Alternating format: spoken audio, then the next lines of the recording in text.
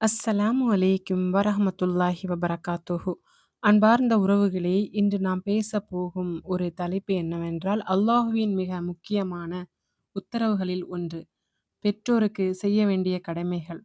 அல்லாஹு தனக்கு பிறகு பெற்றோரைத்தான் குறிப்பிடுகிறான்.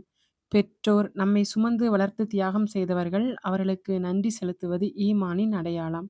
இன்ஷா அல்லாஹ் குர்ஆன் வசனங்களும் ஹதீஸ்களும் ஆதாரமாக இதை நாம் பார்ப்போம். உமது இறைவன் தனக்கு ஒருவனை மட்டும் வணங்க வேண்டுமென்றும், இன்னும் பெற்றோருக்கு நன்மை செய்ய வேண்டுமென்றும் உறுதியாக விதித்திருக்கிறான். அவ்விருவரில் ஒருவரோ அல்லது அவ்விருவருமோ உம்மிடம் முதுமை அடைந்தால் அவர்களுக்கு உஃப் என்று கூட சலிப்புடன் காட்டும் சொல்லே கூட கூறாதீர்கள். அவர்களை அதட்டாதீர்கள். அவர்களிடம் கண்ணியமாக பேசுவீராக. இன்னும் அவர்கள் இருவருக்கும் கருணையின் சிறகைத் தாழ்த்தி அடக்கமாக நடந்து கொள்வீராகவும்.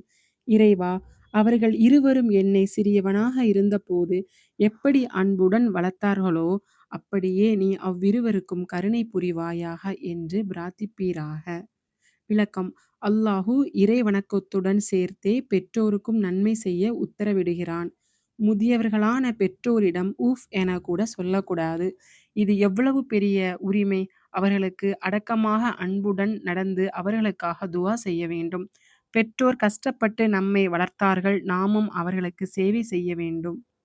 மனிதனுக்கு அவனுடைய தாய் தந்தையரிடம் நன்மை செய்யுமாறு நாம் உறுதியான உபதேசம் செய்துள்ளோம். அவனுடைய தாய் அவனை பலவீனம் மேல் பலவீனத்துடன் வயிற்றில் சுமந்தாள். அவனை பால் குடி மறுக்கும் காலம் 2 வருடங்களாகும். எனக்கும் உம்முடைய தாய் தந்தையருக்கும் நன்றி செலுத்துவீராக.